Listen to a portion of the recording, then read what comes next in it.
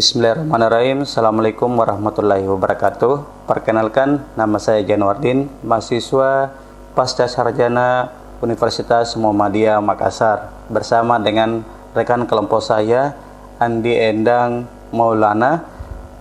Kami di sini akan membahas mengenai resensi buku Human Capital Development. Yang pertama, mengenai identitas buku Human Capital Development itu sendiri, di mana buku ini ditulis oleh Bapak Dr. Edi Jusriyadi SEMM beserta Bapak Dr. Haji Abdul Rahman Rahim SEMM dan dicetak oleh penerbit INEM di tahun 2019 di Pekalongan, di mana Bapak Edi Jusriyadi ini adalah Kaprodi di Magister Manajemen Universitas Muhammadiyah Makassar. Di mana buku ini terbagi menjadi 8 bagian. Yang pertama mengenai pendahuluan, yang kedua intelektual kapital, yang ketiga human resource development atau HRD, terus yang keempat mengenai performance development, terus yang kelima komponen intelektual kapital, dan yang keenam contoh-contoh riset bidang MSDM, dan yang ketujuh adalah faktor-faktor yang mempengaruhi kinerja, dan yang kedelapan adalah penutup. Baik, masuk di pembahasan pertama di bagian 8 tadi adalah intelektual kapital, di mana dalam buku ini terbagi 3 penjelasan. Yang pertama itu pengertian intelektual kapital itu sendiri. Yang kedua mengenai teori kompetensi dan jenis kompetensi. Terus lanjut untuk di bagian kedua ada Human Resource Development atau HRD. Di pembahasan ini kita mengetahui bagaimana paradigma HRD itu sendiri atau Human Resource Development itu sendiri. Terus model dari Human Resource Development ini sendiri atau model dari HRD ini sendiri. Terus yang ketiga adalah Performance Development, di mana di buku ini ada 4 bagian lagi atau sub-sub bagian dari Performance Development ini. Yang pertama teori kinerja, terus yang kedua ada pengembangan MSDM, terus yang ketiga ada kerja individu, dan yang terakhir adalah perilaku kerja. Assalamualaikum warahmatullahi wabarakatuh. Perkenalkan, nama saya Andi Endang Maulana.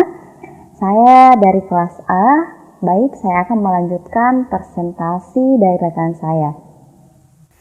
Hal yang paling urgent juga selanjutnya adalah persoalan Human Capital Development. Nah, tentunya di bagian Human Capital Development tentu ada bagian 5, yaitu adalah komponen intelektual kapital. Di dalam komponen intelektual kapital ini itu berlangsung untuk pengembangan sumber daya manusia secara maksimal, yang tentunya akan membawa institusi perguruan tinggi kepada competitive advantage, atau juga bisa dapat memberi informasi atau kemampuan bagi perguruan tinggi dalam mengembangkan pengetahuan yang dimiliki. Tentunya yang selanjutnya adalah ternyata intelektual kapital ini juga dapat meningkatkan kesejahteraan bagi organisasi dan pemegang saham. Nah, selanjutnya kita beralih kepada bagian daripada komponen intelektual kapital. Jadi yang pertama adalah yang persoalan human capital. Tentunya human capital ini adalah sesuatu keterampilan atau pengetahuan dan pengalaman yang dimiliki oleh setiap orang ataupun setiap karyawan yang kemudian bekerja dalam suatu perusahaan yang gunanya untuk melakukan program pendidikan dan pelatihan. Tapi ada poin penting loh yang harus kita pahami secara keseluruhan, bahwasanya ternyata human capital juga ini adalah segala kemampuan yang dimiliki oleh karyawan dalam menunjang tugasnya dan juga dapat mencapai tujuan organisasi. Tentunya apabila karyawan memiliki potensi, semakin tingginya nilai-nilai kapabilitas dalam suatu perusahaan, tentunya akan memajukan suatu perusahaan sesuai dengan tujuan organisasi atau nilai terminal dan instrumenter dalam suatu perusahaan. Nah, bagaimana caranya meningkatkan melalui human capital? Bagaimana caranya meningkatkan misalkan perguruan tinggi atau misalkan suatu perusahaan dalam melakukan ataupun melakoni dalam bidang human capital itu? Yaitu adalah menciptakan lingkungan. Salah satunya ya, menciptakan lingkungan kerja yang baik, kemudian budaya kerja, dan seterusnya. Tentunya itu menjadi hal ataupun poin urgen yang harus kita pahami untuk meningkatkan kapabilitas perguruan tinggi atau kapabilitas suatu perusahaan.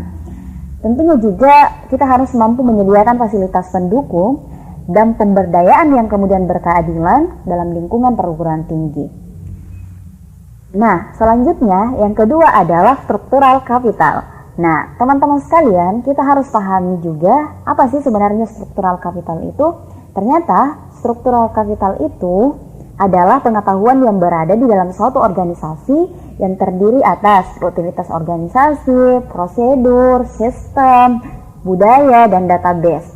Kemudian, struktural capital juga diartikan sebagai semua pengetahuan non-manusia yang kemudian ada dalam suatu organisasi, seperti misalkan perangkat keras, perangkat lunak, database, struktur organisasi, neraca dagang, dan segala sesuatu tentang kapabilitas organisasi yang kemudian mendukung produktivitas kerja karyawan, ya. Nah, yang menjadi dampak negatifnya teman-teman sekalian, ternyata jika perusahaan memiliki sistem yang buruk, maka manfaat intelektual kapital juga akan berbanding terbalik terhadap suatu perusahaan, atau dalam artian pencapaian visi dari suatu perusahaan ini tidak akan tercapai secara maksimal. Nah, selanjutnya yang ketiga adalah relational capital. Tentunya dari kata relasi ini kita bisa mengambil kesimpulan bahwa membangun relasi itu adalah suatu hubungan. Nah, relational capital ini adalah suatu penciptaan hubungan kerja dan lingkungan kerja yang harmonis, ya, yang harmonis baik secara internal organisasi ataupun eksternal daripada organisasi. Dalam artian teman-teman sekalian, harus ada komunikasi yang baik antara komunikasi manajer misalkan ke karyawannya, itu harus ada komunikasi yang baik atau relasi yang baik. Misalkan komunikasi top down dan bottom up-nya itu harus terjaga. Kemudian komunikasi daripada satu perusahaan ke perusahaan yang lain, atau dalam artian mereka harus menjalin harmonisasi yang baik untuk meningkatkan kapabilitas perusahaannya masing-masing. Nah, selanjutnya pembahasan dari buku ini adalah mengenai daripada ruang lingkup kajian daripada buku Human Capital Development ini ternyata terbagi menjadi human capital, struktural capital, dan rational capital. Tetapi di luar daripada itu, ternyata jadi objek pengkajian dari buku ini sebenarnya mengarah kepada sumber daya tak terwujud dari tiga hal yang saya sebutkan tadi. Namun kajian lebih spesifik pada aspek human capital, ya. Jadi human capital di sini yang dimaksud bahwasanya human resource development merupakan investasi jangka panjang suatu organisasi yang kemudian perlu dijaga, perlu dibina dan dikembangkan dalam suatu organisasi. Selanjutnya pendapat daripada Andreessen 2004 mengatakan bahwasanya investasi human resource atau HRD bertujuan untuk meningkatkan intelektual capital, the human capital, yang dapat dilakukan melalui proses pelatihan dan pengembangan, ya.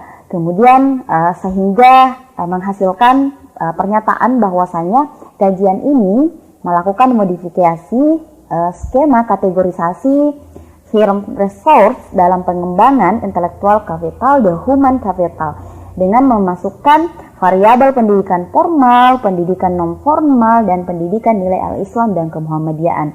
Nah, ketiga variabel inilah yang kemudian dianggap sebagai upaya yang dapat dilakukan dalam pengembangan intellectual capital development, khususnya di lingkungan perguruan tinggi, sehingga dapat menghasilkan perilaku kerja ataupun perilaku kinerja yang baik.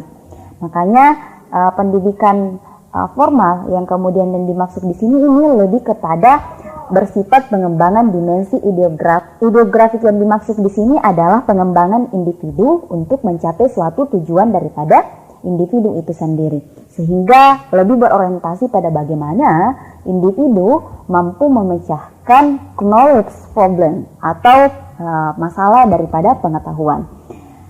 Beberapa hasil dari penelitian telah membuktikan bahwa ternyata pendidikan formal ini dapat berpengaruh signifikan terhadap pengembangan intelektual kapital, seperti dari hasil penelitian Caruso dan Dharma ya di tahun 2011 menemukan bahwa kecerdasan intelektual menjadi ukuran kesuksesan individu dalam suatu pekerjaan. Nah, bagaimana membuktikan pendidikan non formal ini tercermin atau dapat dilihat dari bagaimana dosen ikut serta dalam kegiatan pelatihan seperti seminar, workshop, lokakarya, dan kegiatan pengembangan skill lainnya. Kemudian, beberapa hasil penelitian daripada pendidikan non formal ini memberikan paradigma bahwa ternyata pendidikan non formal berpengaruh terhadap pengembangan intelektual kapital, seperti hasil penelitian daripada satu tokoh yang bernama Goleman pada tahun 1995 yang menemukan bahwa kecerdasan intelektual ataupun IQ hanya berpengaruh 20% terhadap kesuksesan individu. Nah, dari 20% itu termasuk kesuksesan individu, ternyata 80%-nya itu ditentukan oleh faktor-faktor lainnya.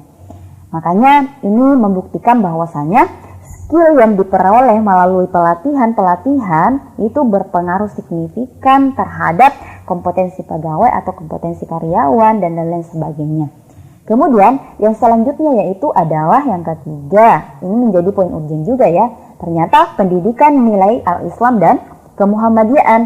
Nah, nilai-nilai al-Islam dan kemuhammadiyaan inilah yang kemudian bertujuan untuk meningkatkan pemahaman dan pengalaman ataupun pengamalan nilai-nilai al-Islam dalam kemuhammadiyaan, seperti misalkan bentuk pembinaan akidah, bentuk pembinaan ibadah, pembinaan akhlak dan makna hidup ya teman-teman sekalian.